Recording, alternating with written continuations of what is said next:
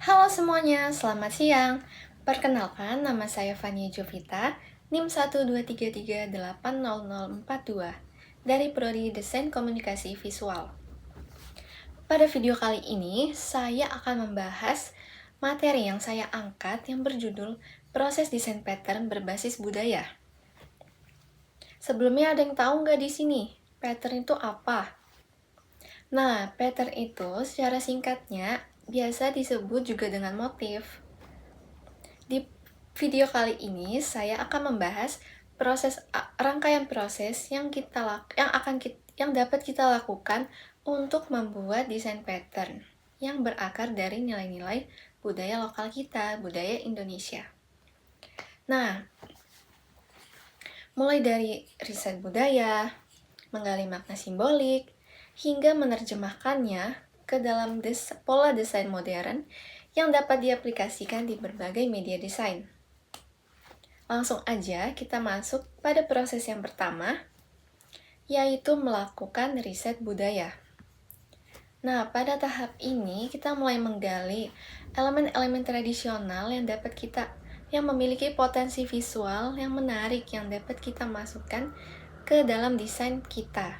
Misalnya, contohnya, kayak seperti motif kain tenun, motif batik, kemudian ornamen ukiran, corak-corak ukiran, kemudian simbol-simbol khas dari suatu daerah tersebut. Dan juga kita dapat bisa mengambil inspirasi dari flora atau fauna yang menjadi ciri khas pada daerah tersebut. Misal contohnya kalau di Sumatera itu ada harimau Sumatera, ada gajah, kemudian kalau floranya itu ada Rafflesia arnoldi dan bunga kenanga.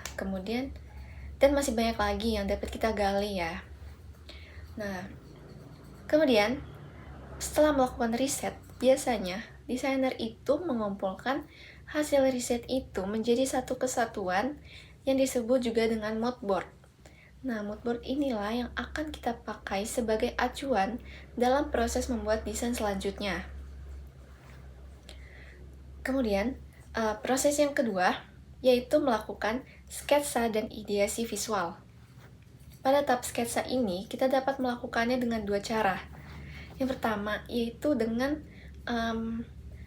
menggunakan sketsa manual atau tradisional menggunakan media kertas. Kemudian yang kedua, yaitu caranya dengan langsung melakukan sketsa di aplikasi desain secara digital. Nah, pada tahap sketsa ini, kita akan menuangkan elemen-elemen tradisional yang udah kita riset tadi menjadi bentuk-bentuk dasar pola. Nah, pada tahap ini, kita pasti akan melakukan beberapa pendekatan nih.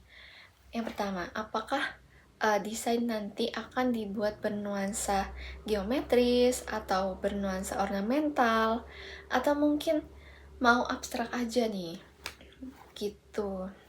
Kemudian lanjut ke tahap selanjutnya, yaitu dengan digitalisasi dan penyusunan pola.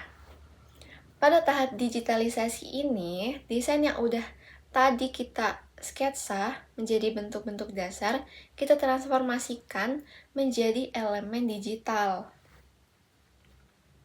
Nah, untuk mendigitalisasi ini, kita dapat menggunakan aplikasi desain seperti Adobe Illustrator dan CorelDRAW.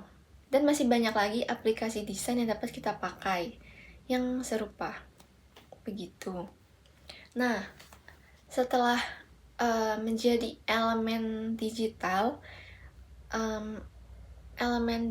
ini kita susun secara berulang atau kita repeat menjadi sebuah pattern yang utuh. Jadi kita susun sampai full gitu, full canvas. Oke, lanjut.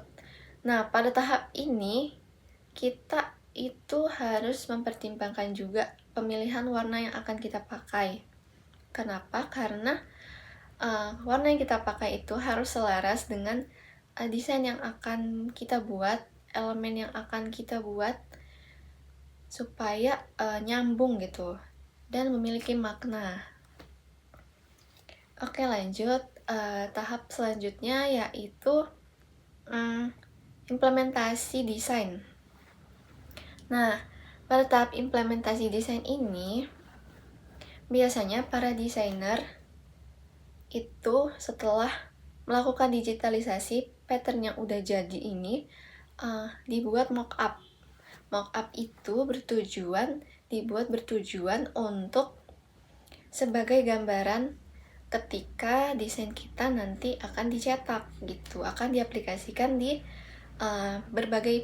berbagai media gitu. Misalnya contohnya kayak kemasan, kemudian produk fashion seperti misalnya topi, baju, kemeja, dan lain-lain. Nah, setelah kita mengetahui rangkaian proses pembuatan desain pattern yang ada 4 tadi, yaitu yang pertama tadi riset budaya, kemudian sketsa, digitalisasi, dan implementasi desain. Setelah kita mengetahui rangkaiannya, kita dapat simpulkan bahwa untuk membuat desain pattern itu juga harus bertahap gitu, tidak bisa instan. Dan di sini juga kita belajar bahwa kita juga bisa nih menggali dari budaya kita yang diaplikasikan ke dalam media desain apapun. Ternyata masih banyak banget media desain yang dapat kita aplikasikan. Sebagai mahasiswa desain komunikasi visual, kita harus bisa mengeksplor budaya lokal kita menjadi desain modern yang di zaman sekarang ini. Jadi kita harus tetap mengikuti perkembangan zaman.